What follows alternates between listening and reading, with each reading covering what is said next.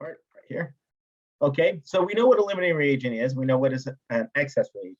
Excess is basically means that we have extra, and then limiting is the amount that we have. And you could only make up to the amount that you actually have to work with. You can't use more, right? It doesn't magically appear, does it? You guys magically get $1 million just because you think about it? No. No. So you're limited by the funds you have. Just like chemicals, you're limited by the chemicals you have. If you only have so much of a chemical, you can't make tons and tons of it. You only can make up to what you have available for the reaction. Make sense? Yeah. Okay. So here's an example. We have carbon and we have oxygen gas. We have 3 carbons. We have 2 oxygen gas. And it takes, for every 1 carbon, it takes O2, 1 oxygen molecule to make carbon dioxide. How many carbon dioxide molecules can we make if we have 3 carbons and 2 O2 molecules?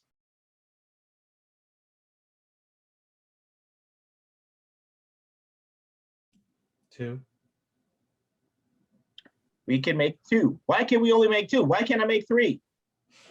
You don't have enough O2 molecules to make the third. That's right. I don't have enough O2 to make the third, right? So which molecule is going to be limiting? Is the carbon going to be limiting, or is the O2 going to be limiting? Carbon? Carbon. I think it's the O2. O2.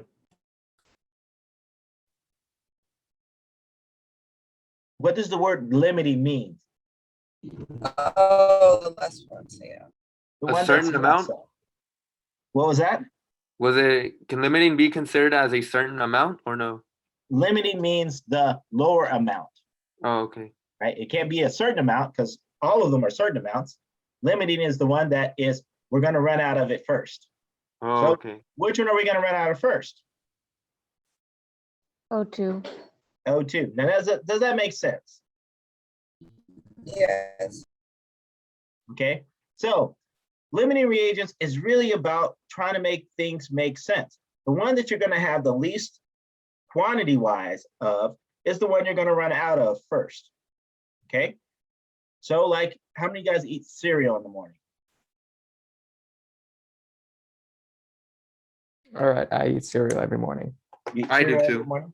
Okay, so can you have a bowl of cereal if you don't have any milk? Some No. people eat it with water. Unless you want to put water in it. Yeah, exactly. Then you're substituting the chemicals. All different stories. We want a real bowl of cereal. We don't want a fake bowl of cereal. Water is a fake bowl of cereal, right? Some people eat it dry. Ugh.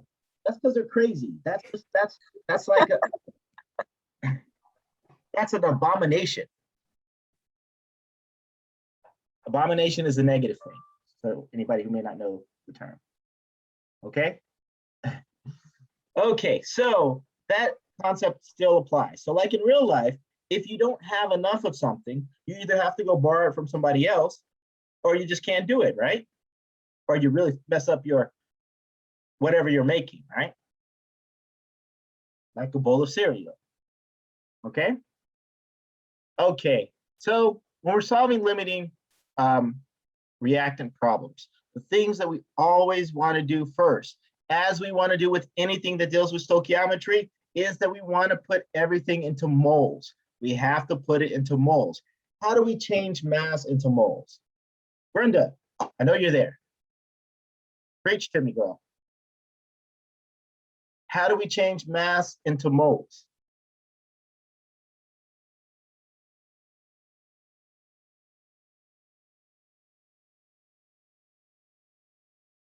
Christian, what about you?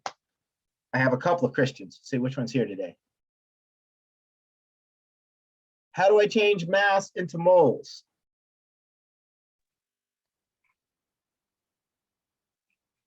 Darren, how about you? I'm gonna take a guess with Catherine. Do you get the molar mass? You use the molar mass. That's right. So you're going to use the molar mass. Okay. So we know that if we need to get from grams to moles, we're always going to calculate the molar mass. And where do we calculate the molar mass at, Daisy? And the periodic table? On the periodic table. So we know that. At this point, we know that like the back of our hand. Is that correct? Yes. Andres, do you think that's correct? Yeah, that is correct, Dr. Henry. Okay, so we know that, okay? So we want to sit there on always remember, if we are starting off with grams, we need to convert to moles. So once we convert to moles, we need to convert everything to moles so we can kind of compare things, right? And we're going to use that chemical equation. Does that chemical equation have to be balanced? Yes or no? Yes. Yes. Yes. We know as soon as we get a chemical equation, we should be already checking it out to make sure it's balanced, right? Yes. Yes. Good, good. Okay, so see if you guys can use those skills there. It says calculate the mass of antimony. I'm ahead of myself. Oops. It just flips things on its own. Again, old age. I Keep think you pushing just buttons. gave us the answer. Yes, it tried to. It really did try. I had to fight it. It says calculate the mass of antimony iodide, antimony 3 iodide, SbI3. That can be produced by the reaction of 129 grams of antimony, Sb, and 381 grams of iodide. Also find the mass in grams of the element that will be left. Okay, so what are we going to do? First thing that we're going to do in the situation. Let's see, Heather, Yes. what is the first thing that we're going to do here? Calculate the mass. We're going to calculate the mass. Okay, so we can do that, but is that really one of the first things that I really want to do?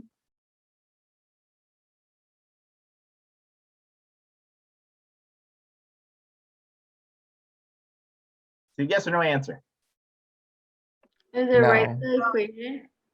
I'm going to write the chemical equation, right? Because that kind of could save me a little bit of time, because I kind of need that chemical equation to make sure that I'm able to calculate that mass, right? So what is the chemical equation? What's going on here?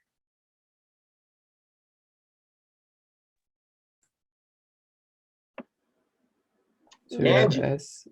Oh, no, go ahead, Sal. What did you say? So we have anatomy iodine 3. Okay, so our SB3, okay. So what are we doing with that? Is that going to be a product, or is it going to be a reactant, or is it going to be somebody?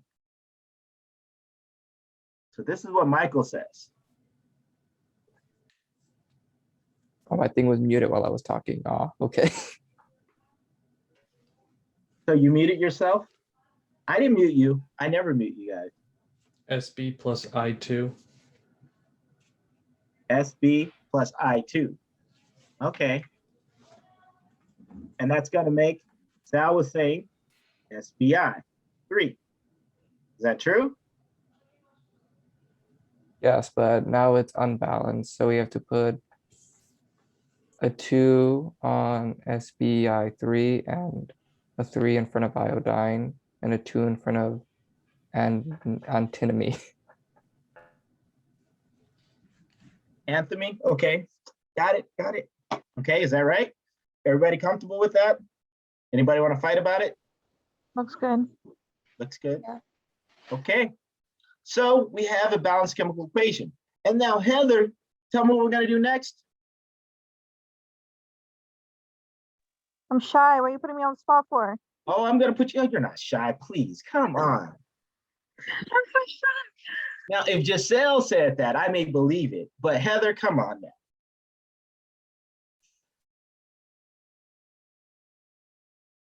So what were you saying earlier? We're gonna get the mass of the antimony 3. Okay, so we're going to need to get a couple of masses, right? So we need the mass of iodine. We're also going to need the mass of antimony, and then we're also going to need the mass of antimony. So it kind of makes sense. Let's go ahead and get that mass of antimony 3.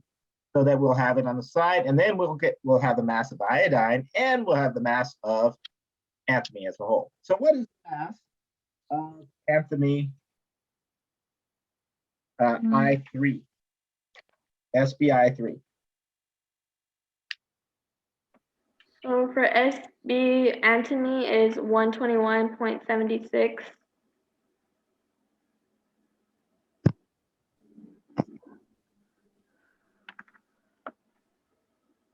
So 365.28. And iodine is what?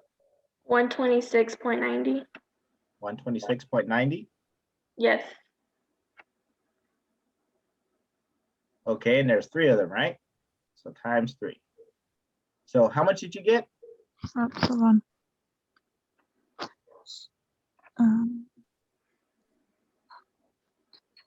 380.7.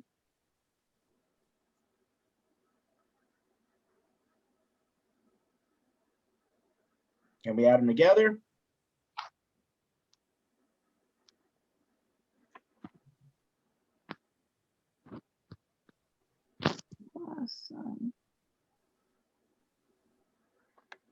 I lost antimony. What is antimony? 120. 121.76. 1.76 is 502.46.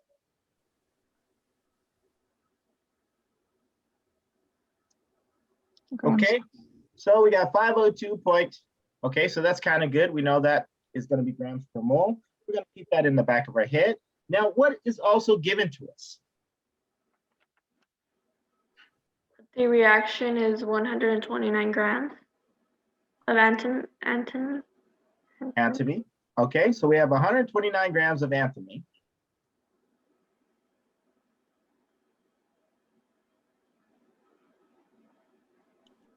We know that antimony weighs how much again? 121.76. So we 121.76. So we're going to go ahead and put that at the bottom. Over 1 mole. All of that is at SB. And so this is going to give us our moles of SB.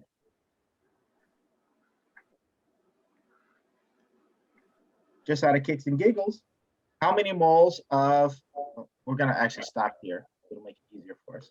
Then we'll come back to it. So how many moles is that?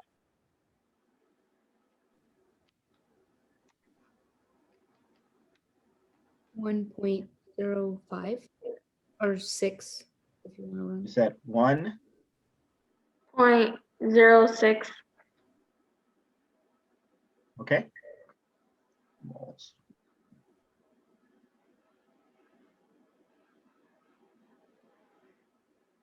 Okay, so how many moles of iodine will we need if we have 1.06 of antimony? It says that iodine is 381 grams. Not how many grams, how many moles? That's what I'm asking. So how can I calculate the number of moles I'm going to need to react with all of these 106 moles of antimony? Would it be 3? What was that? Would it be 3? So it's not necessarily going to be 3, but we know that the molar ratio between it is going to be, for every 2 moles of antimony, I'm going to need 3 moles of iodine based upon our chemical equation. So I'm going to use that mole to mole ratio like we've done in the past. So for every 2 moles of antimony, I'm going to need 3 moles of iodine. Okay, so then that's 1/2 times 1.06.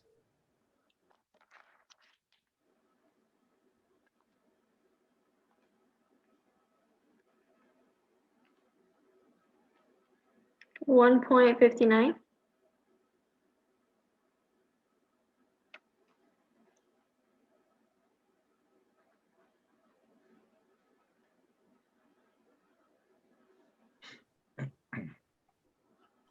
Okay, so it's going to be 1.59. Okay, so this is what we're going to need to react, right? But we actually have how much we actually have. And so we want to be able to compare to what we have to what we need, okay? So I like to just write this down so it makes sense to me. This is what I need. And now let's calculate how much we actually have. Okay, so we're given the grams of iodine. So we have 381 grams of I2. So how can I calculate the number of moles that we actually have? We have 3. Do we have 3? Now the chemical equation says that we need 3. It doesn't say that we have 3. How many do we actually have in this 381 grams? It's like in your kitchen, you have a big old tub of sugar, right? But do you have 20 pounds of sugar? Right? Do you understand what I'm saying? So you actually need to calculate what you actually have. So how So do would I it be change like this to moles? one mole over 126.90? Is it 126.90? I Because can't isn't see. it- Well, 380.7. but let's slow down. So what is the molar mass of I2? Because that's what we're looking at. We're looking at Oh, I'm I2, sorry. not just I I. was- Okay, 26. 253.8.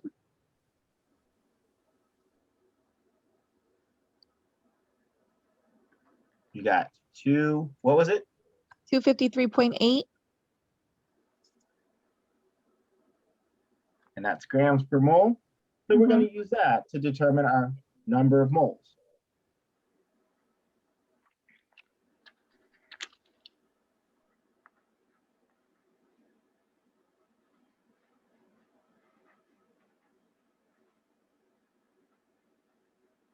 Okay, and what do you guys get? 1.501.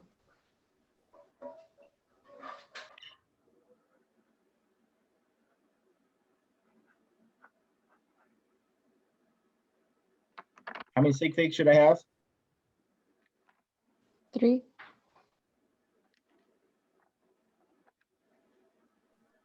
Okay, so this is what I actually have.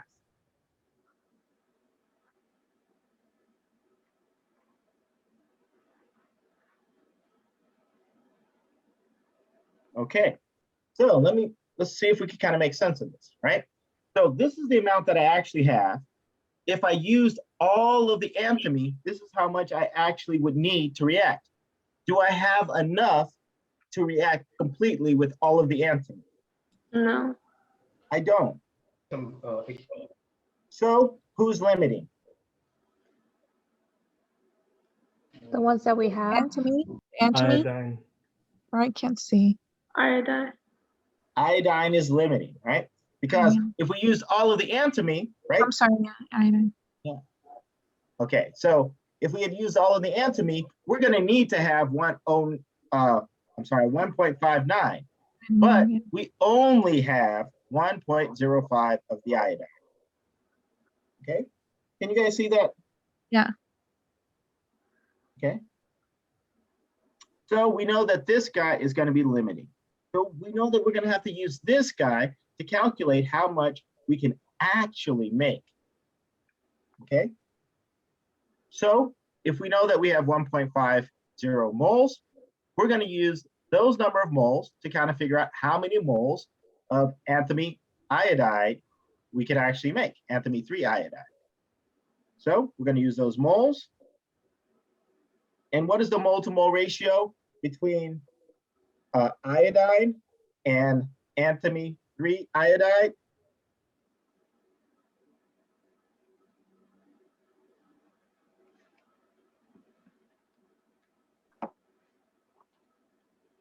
You have 3. Oh, wait, no. Okay, so we have three. 3 to 2. Or it'd be, yeah, 3 on the bottom and 2 on top. We had 3 moles of iodine on the bottom, and then you said 2 moles of SB. SB on top. Okay, so then this would give me my moles, because if I cross out and I do my dimensional analysis like I should be doing, Yeah. I'm not being lazy, this Yeah. is going to give me moles of antimony, right? So Mhm. do I want moles of antimony or do I want the mass of antimony? The math. I want the mass. So how do I calculate the mass? The Using the molar mass? I'm going to use the molar mass. That is correct. So I'm going to use that 502.46 grams per 1 mole. I'm going to drag that over so we can have a little more room.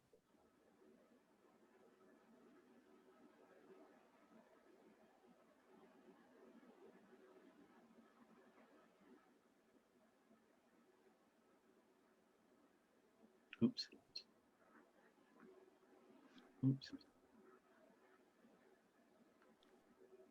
Yeah, I'm definitely feeling old today. I can't get the simplest things to work.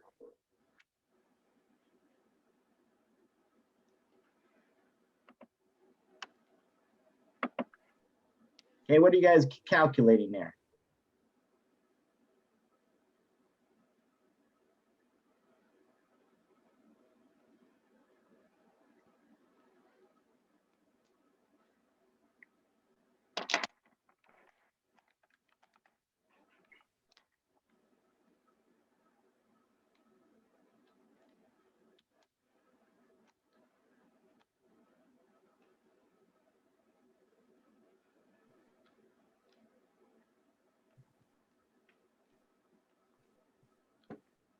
I got 502.46.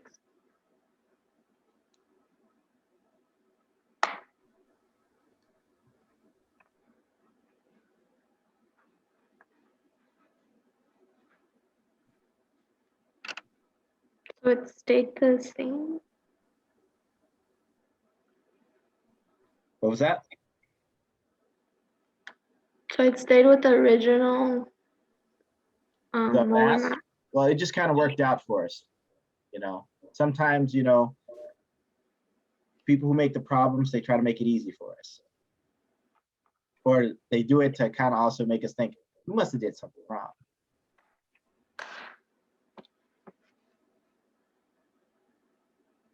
At least that's what I think when it comes out perfect. Like something is wrong there. Okay?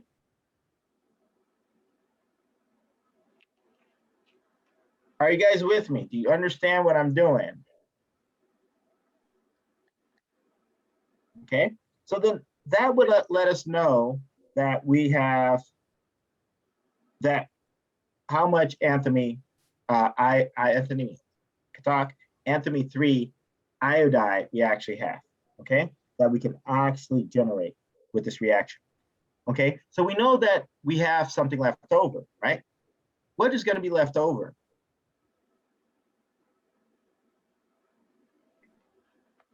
What's going to be left over? Yeah, what is going to be in excess? Because that's what they want us to know. The Tell us. iodine. I mean, the antimony. The antimony is going to be left, 09. right? Yeah. Okay, so what we need to do is we need to calculate how much antimony is left. There's a couple of ways that we could sit there and do this, right? One of the simplest ways to do this is we know that the law of conservation says that what you put in, you must get out. So everything you put in at the end of the day, you have to come out with. So mass-wise, all of the stuff you put in, mass-wise, should also come out, right?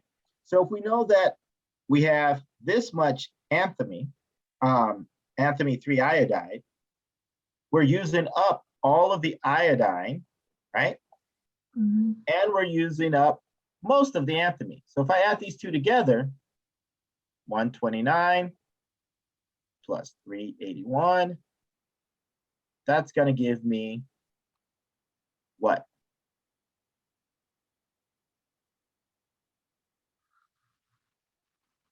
Anybody want to do that math for me? 110.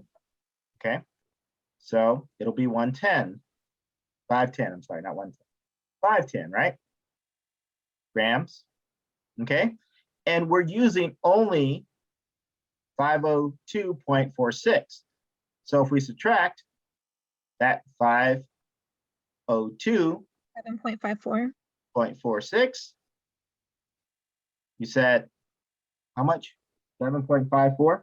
Yeah. Oops, just skipping numbers altogether. It's one of those days.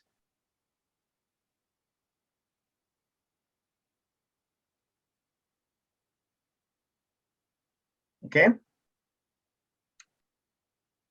Simple, not too hard. Dr. Henry, I have a quick question. Yep. In the last equation that we did for where we got the 502, is that an error that you put 1 mole of sp3? Is that supposed to be a 2 or? No, because it's 1 mole of SBI3. That should be a 3. Is that what you're asking me? Yeah. Okay, yeah, that should be a 3. Okay. Yeah.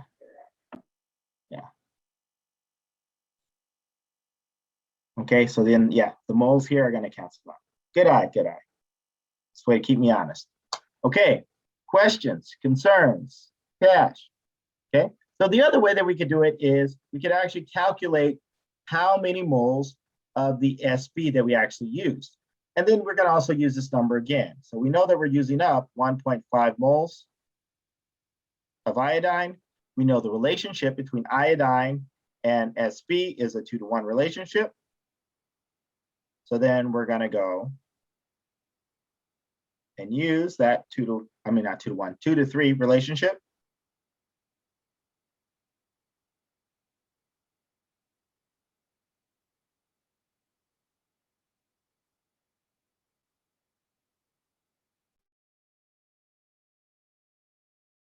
So if we do that math, what do you guys end up with? 1.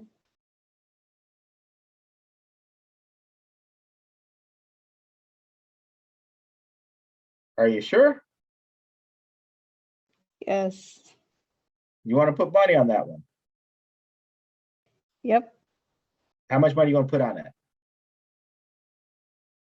50. Okay. Everyone should know every time that Dr. Henry says that, that means that you're wrong. No, it doesn't mean that you're wrong. I'm just asking you. I'm asking. You're trying Right? to make that money. That's right. I'm trying to make that money.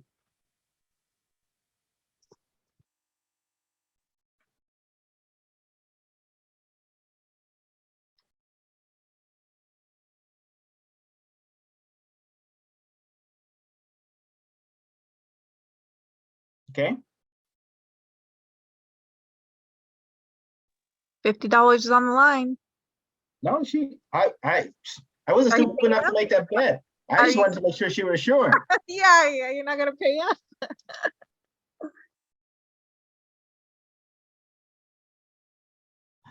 Okay. So if we do that, then we can subtract the 2, right? And then we just multiply. Oh, I'm sorry, that's SB.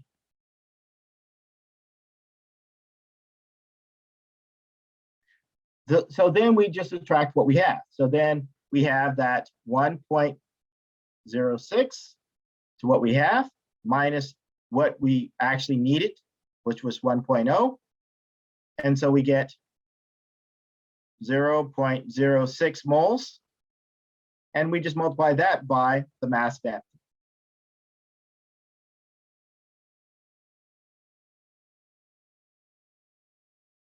Which we have over here, right?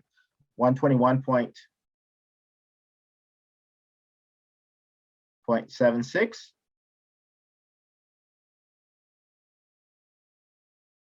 grams for 1 mole of SB.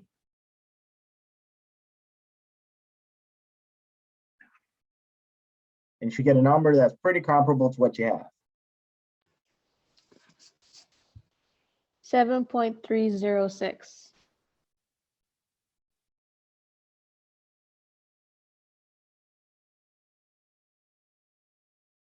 So what did we get up here? It was like 7 point. Well, our number here was much better, huh? 7 point, or did I miscalculate?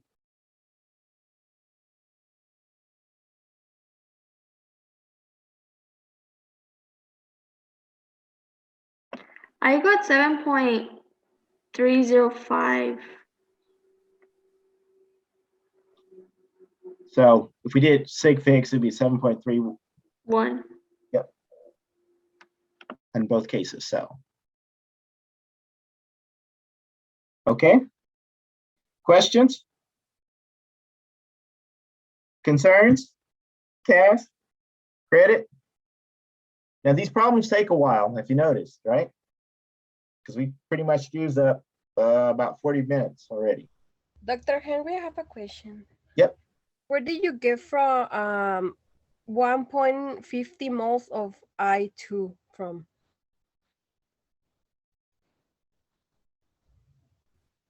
Where did I get 1 point? The blue, 1.50 moles, I2. Your answer.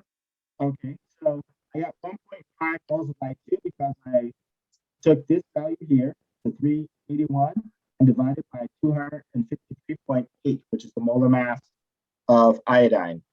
Oh, okay. Okay, I see. Thank you. Okay. Any other questions? Good. Okay, Cole, are you here? Yes. Okay, good. Let me find you.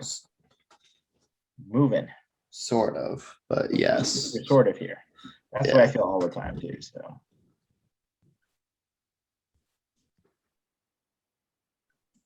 Okay. Okay. Clear. So does that give you guys a good understanding of that process? It does. Yeah. Okay, so this is just basically showing you two different ways of solving the same problem. There are 3 or 4 different ways to get to the same problem. So kind of keep that in mind. You can get to the same answer by multiple ways. Okay. Dr. Henry, I have a question. What chapter is this on? This is chapter 10. Okay, thank you. Okay. So the last thing we're gonna get a chance to cover. So I have a quick question. Yep. Sorry. Is this the last like lecture class, or we still have lecture next week? Or is it I presentation? want to give you lecture next week, but you have your presentations, right? And next week is technically your finals week, if I remember correctly. Yeah, for Heart Now, I believe it's our last week, but I'm not sure for Kalinga. So yeah, this is going to be your last lecture. I'm giving you, again, the foundation. There are a couple of things that we're lacking, like we haven't talked about thermal energy. That's what we're talking about right now. And yes, to sign up for your presentations, I'll be putting that up tonight. I haven't had time to sit there and make that schedule, but I'll be putting that schedule up tonight. So I will send you guys links to that tonight. So make sure you guys figure out, talk to your group. You already have it planned out when you guys are able to do it. It's going to be gaps of 40 minutes or around the ballpark that you're going to be able to do it. Okay. What happens if like different members sign up for different times? That's why you guys should be talking to each other. Some people don't talk in group. This would be 40 minutes long. Is that what you said? 40 minutes. Well, no, 40 minutes is the time up, the sign up block. So that gives you enough time to kind of get your bearings, or if something happens, I guarantee you something is always going to happen. We're doing stuff online. And so it kind of gives us that a little bit of leeway, right? And so that we're not cutting into the next group's slot. So. All right. So the only thing that we're really presenting to you is the slides, the Google slides. Yes, so you're giving me your 20-minute presentation and you're showing me your video. Oh, okay. Okay. Slides, are we allowed to show any videos or no? Like, Can you ask that question again? And you got to talk a little bit louder. No need to be shy. from YouTube, like, are we allowed to post any videos on our slides? Yeah, I'm cool with you posting videos, but if that video takes all your 20 minutes, I'm going to dock you accordingly because I want you to be telling me the information. I don't want to hear it from Tyler DeWitt or you know, Melissa Maribel. Yeah, I want to hear it from you. You're the person I want to see. I can care less about them. Is it Tuesday and Thursday? It's Tuesday, Thursday, and Friday. Are you And sign up for any of those? yes, 18, 20, 21st. yeah. And then it's gonna start, it'll start at 8 o'clock because that's when I officially become open till 8 o'clock at night. And so there'll be gaps between there, except on Friday. Friday, I have to go from 8 to 4. So When does our final open? your final will be open on Monday. Of next You'll have a whole week to get it done. You'll actually have until Saturday night to submit. Are we gonna Yeah, get what it? about that? Exam 4. You're gonna get exam 4 too. I'm gonna be delivering that to you tomorrow. Ah, Are we gonna get a practice exam for the final like we usually get? Yes, you will get a practice exam for the final. That won't be ready till tomorrow night. Okay. Wait. Dr. Henry, so we have one more exam and then the final's not the final, or I don't know if I'm. So you have one more exam that is, quote, a take-home exam, right? So Oh, okay. basically, again, this is how it's gonna work. You guys are gonna get 10 questions. You guys can work with whomever you choose to work with, although I'd like to know who you're working with. You're gonna put that on a scratch sheet of paper, right? And you guys are gonna answer those 10 questions, right? You're gonna submit the answers to that question onto a Canvas slot, just the answers, right? And you're gonna upload your scratch work. By you submitting the answers is gonna tell you whether or not you're right or you're wrong. But you know how Canvas works at this point. It doesn't give me any leeway for anything. Like put some extra on there, it's gonna mark it wrong, right? So then that's why I need you guys to also submit your scratch work, okay? Okay. Now, you also have a final. The final covers everything that we've covered, And every little thing. But hold on, it's all multiple choice. There are no short answer questions. How many of you guys like the short answer questions? How many of you guys feel that you do a whole bunch better on the short answer questions? No. Yes. I done. just do multiple guessing at this point. Okay. Don't say that. Can you work with more than one person Yeah, on the which final? is what Dr. Henry said last time. He called it guessing. No, not the final. It's the 4th exam. So the 4th exam, right? So there won't be a practice test for the 4th exam. The 4th exam, because I'm keeping it open and allow you guys to work with whomever you want to work with, right? Yes, you can work with multiple people. You could be a group. I'm strongly encouraging you guys to work as a group, right? He's saying that the 4th exam is gonna be 10 written questions and the final exam is gonna be multiple choice. That is correct. Right. So there will be a practice exam for the multiple choice. For the final. There will not be a practice exam for the 4th exam. Okay. Okay. And how many questions is the final, just out of curiosity? I haven't figured that out yet. I'm still working on that. So, Okay. so it typically it ranges from anywhere as little as 45 all the way up to 100. Okay. Let's not do 100, yeah? How about that? Let's go on the other. Dr. And Henry, feel free to cross barriers. I know you guys are like elitists and I could only work with Harnell or I can only work with Kalinga. If you guys have been in class together, at this point, if you don't know who each other are and you're not willing to talk to each other, you need to be smacked. I just want to work with the ones that have A's. If you have an A, feel free to hit me up. I don't know. I used to be top 6, but I'm not sure what I am anymore. I'm gonna give you a 0. You keep messing with me. Let me know. And so here's also the deal on the test corrections, because I know you guys have that test corrections to do. I am behind. I will have them done by tomorrow. Swear to God, either that or they'll be making upgrades, one or the other. So they'll be done by tomorrow. Make up good grades. So you will have until Saturday. And if I can, Harnell, you guys will have until Sunday. Kalinga, I know I can, because I've learned how to mess with their system. I haven't figured out how to break Harnell's Canvas system yet, so to give me Yeah, 'cause I that. know like the last day, after like the last day of class, they shut down everything. They close all the shelves. Yeah, I know. And so that's why I'm saying, you know. So we may find a loophole, a workaround if we can. So. Dr. Or Henry, you- so you're- for Kalinga, when is the last day to turn in the test corrections then? The last day for you guys to turn in your test corrections will be Sunday. I'm gonna try to make it Sunday for all of you guys. So that's even Harnell. Sunday will be the last day to do it since I'm still running behind, okay? Okay, this Sunday then, right? Not this Sunday, Sunday the 23rd. Oh, okay then. And for the final, will that be the last day too for the final exam or for Kalinga or? No, the last day you can do the final exam is gonna be Saturday night, because that's when Harnell shuts down. That's gonna be the last day for everyone. On the 22nd? On the 22nd at 11:59. If you go over, it will shut down in the middle of the exam, and there is nothing I can do about it. June.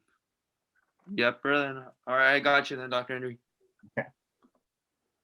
Okay, so are you guys good? I'm gonna have to leave you, and I'm gonna leave you in the capable hands of Cole. Cole, if you can, do you have access to these slides? Yeah, I have them pulled up already. Okay, perfect. If you can you go over energy? Yeah. We need a little energy in our life, just a little bit. Dr. Henry, Yeah. I have a very Yes. important question. Since your power went out last week, are we Yeah. doing lab later tonight? Yes, so you guys are doing lab later tonight, and I'm gonna have to find a way of making up that lecture to you, although you guys should be able to watch the video from before. That's what I'm gonna send you in the first place for the lecture before that. But I'm gonna try to push you guys to, if you guys need a little hands-on, I'm gonna try to make up another time sometime this weekend to help you guys out. Okay. Last, Hey, Cole, you want to help me in the exam number 4? You know what? I thought about it. I could probably make bank, but I'm good. I helped most of my class with exam 4 when I took it. It was fun. I got a lot of food from it. yo, Hey, what's wrong with more food? I just saw that pop up, Cole. Someone's playing Destiny 2 right now. Let's go join that. Yeah, dude, I wish. Dude. Okay, but before we go play video games and before I go finish my finals, we need to talk about energy. So the most common unit for energy is going to be joules. The definition of a joule is just force of 1 Newton applied over a distance of 1 meter. So essentially what that is saying is that 1 joule is going to be equal to 1 kilogram multiplied by meters squared divided by seconds squared. So pretty much they don't really sell scales in newtons, but you can convert like pounds and stuff to newtons.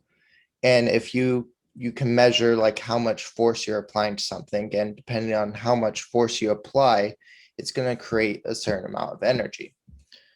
So like we learned in the beginning of the semester, that we can't just create something out of thin air. This energy isn't being made out of nothing. It's being made out of pressure, essentially. Okay, then we also have calories, kind of like the food calories. And if you've ever wondered, how do they know my soda is 160 calories? Well, they measure it because a calorie is the energy required to raise the temperature of 1 gram of water to up 1 degree Celsius. So if you set a glass of water out and it's like 33 degrees Celsius and it raises to 34 degrees Celsius, energy, usually from the sun or like your house heating system, has heated that, has put energy into the water, and it's raised the temperature. So 1 calorie is going to be equal to 4.184 joules. Could also be represented by 4.184 joules per 1 calorie. Okay. And like how Dr. Henry mentioned, like millimoles and like milligrams, it's the same thing here. We could have kilojoules and kilocalories and it's going to be equal roughly to the same, just off by a unit or off by a couple of tenths. So 1 kilocalorie, essentially 1,000 calories, is going to be equal to 4.184 kilojoules, so 1,000 joules. Then the most confusing thing is the difference between a food calorie and just a regular calorie. It's confusing because the only differentiating thing is food calories has a capital C, while a regular calorie is going to be a lowercase c. And if you've ever been like out of the country to like Europe, if you look on like a can of soda or any food product, they'll actually give you kilocalories. It won't just say calories. And that's just because food calories and regular calories are slightly different. That is okay. So everyone got these conversions written down?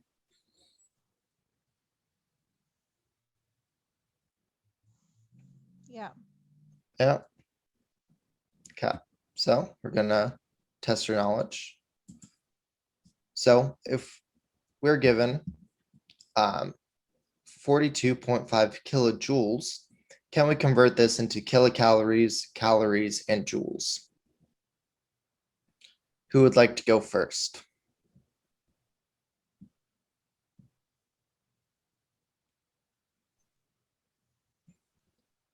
I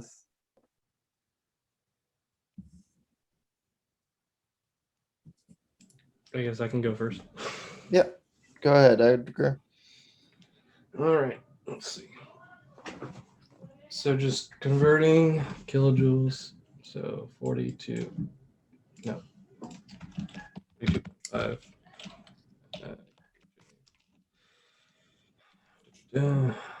Which is 1 kilocalorie is.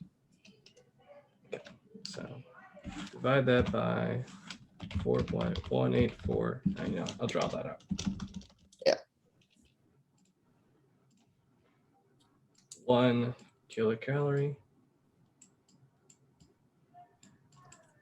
is equal to 4.184 kilojoules. Cross that out. And the calculator says 10.157, so it's just 2, since 3 sig figs. Kilocal. Okay, so we have 10.2 kilocalories. Can we convert this into calories and joules? We can. Okay, do you want to write it on the board for us? I can't. I have a Chromebook. Okay, so you can tell me what to write. So we're gonna have 10.2 kilocalories. Okay, so how am I going to convert this into, let's say, calories?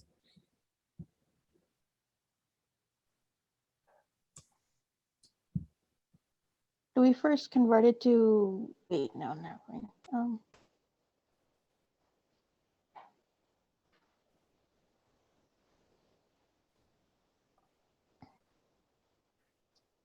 So think of those prefixes. Kilo, what does that stand for? It's per 1,000 of calories.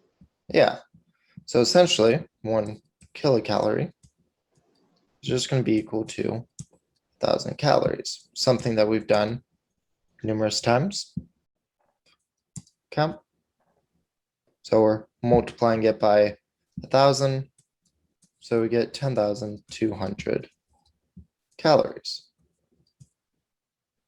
Okay, so now we could also convert calories into joules.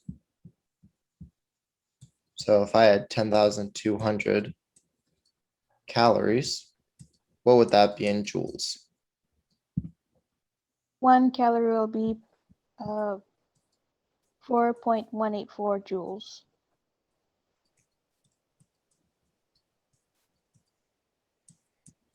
Okay, Does anyone want to put that in a calculator for me?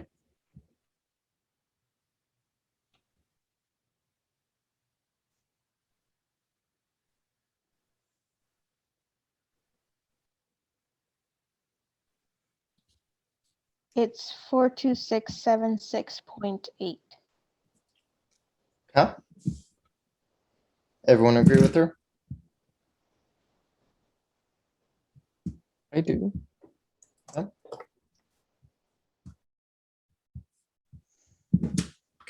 So 3 sig figs. So 42. Okay, joules. So you'll notice all we've done is converted the same number over and over again. And somehow we've ended up with 100 extra joules than we started with, right? Start with 42.5 kilojoules, which is just 42,500 joules. And we've ended up with extra 100. This is just due to rounding errors. Something that we deal with sig figs. And that's usually why we have that plus minus 0.1 at the end of things for those rounding errors. But yeah, essentially energy, they're just different units that we use to measure something else, but it's the same concept that we've been doing all semester. It's the same if you're going to grams to kilograms and all that jazz. Okay. So, solution, exactly what we did. Okay. Same math. Any questions on those units?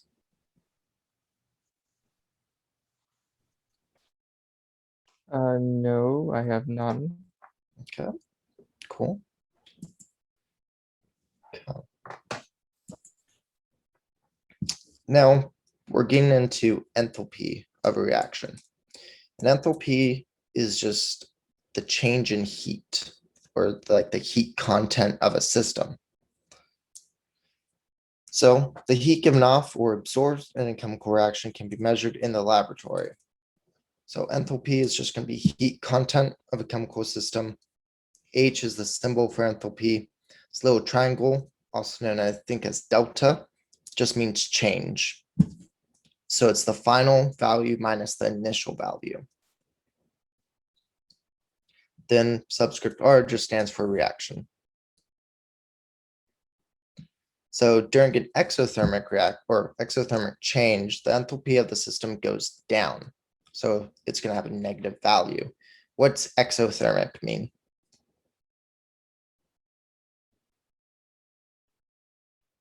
Is that it releases heat or it absorbs heat? Yeah, it releases heat. So if we're talking about the enthalpy, which is the heat content of a chemical system, and it's releasing heat, and we're measuring the heat of the reaction, then the reaction is going to get slightly colder because it's releasing the heat. So it's going to have a negative value. But an endothermic, it's taking in heat, it's absorbing it. So the enthalpy is going to increase and be a positive. So we don't touch too much on enthalpy. That's why it's usually the last thing. You get it more in the general chemistry. So if you go on in your chemistry career, you'll love enthalpy. Okay. Equations that include change in energy. Examples of the ways of writing the thermochemical equations. If you burn 2 moles of ethane, 280 or 2,855 kilojoules of heat is given off. So it's an exothermic reaction. So essentially, it's the same written equation, right, as we would normally have for a chemical equation. And you're just saying that the change in enthalpy is going to be negative 2,855 kilojoules or plus 285 or 2855. Okay, because it's going to be plus 2,855.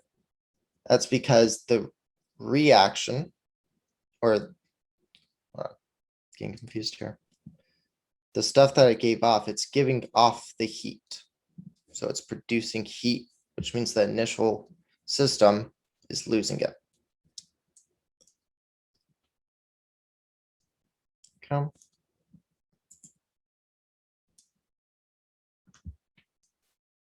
Okay, so the thermal decomposition of limestone, solid calcium carbonate to lime, solid calcium, whatever, and gaseous carbon dioxide is an endothermic reaction requiring 178 kilojoules per mole of calcium carbonate to decompose. Write the thermochemical equation in two forms.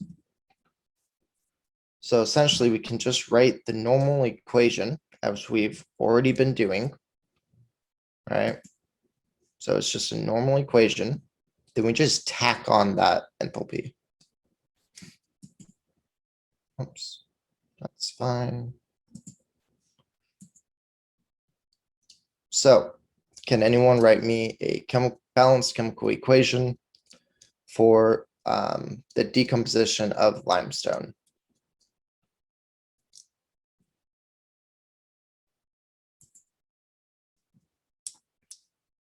Or what is limestone?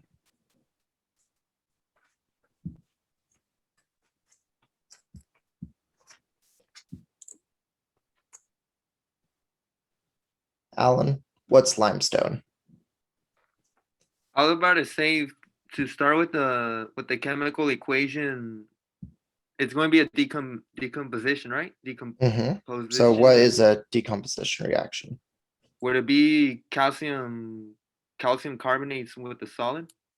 Okay, so calcium carbonate, solid, decomposes, so it's going to be the only thing. And what does it decompose to? To a solid calcium oxide? Okay, so calcium Solid. oxide. And Plus carbon dioxide gas. Carbon dioxide gas. Okay, so now we need to balance this. So is it balanced? No. You sure?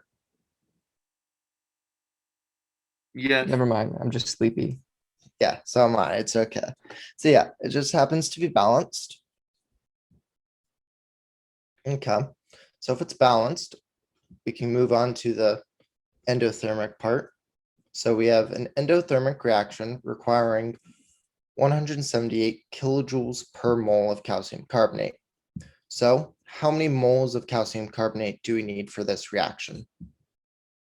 1. Yeah, we need 1. So we can look back at how we would write an endothermic reaction.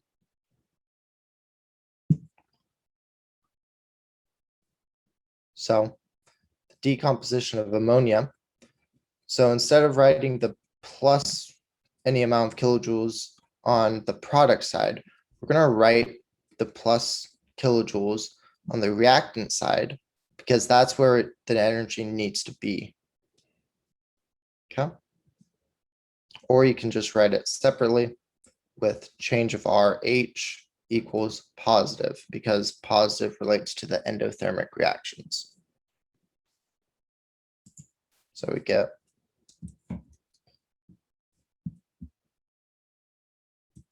we can move this real quick.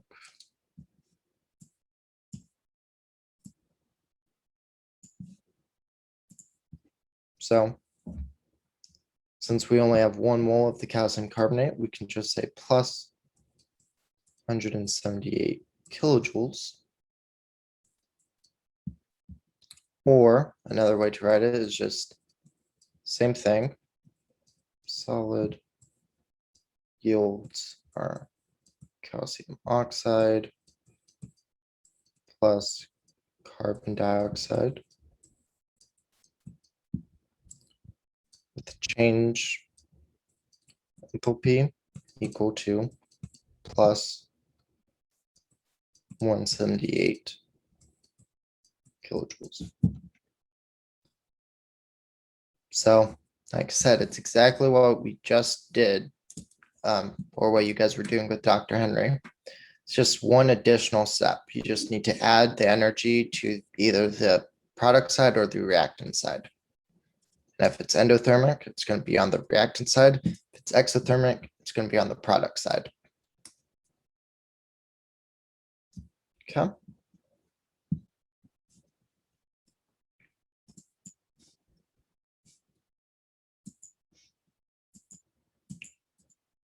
Oh.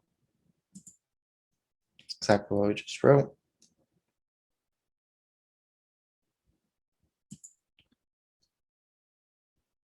So stoichiometry expanded to include the energy involved in chemical reaction. It says defined by the thermochemical equation. So we've seen this stoichiometry thing before. But now it's just adding these two extra arrows, talking about energy and product.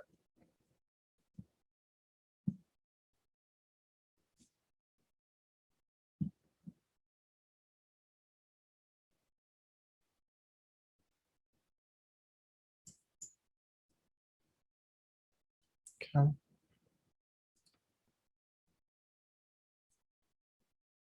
Okay, I'm gonna let Dr. Henry go over this portion because, I'm a bit fuzzy on my thermochem. So I guess we will end class here.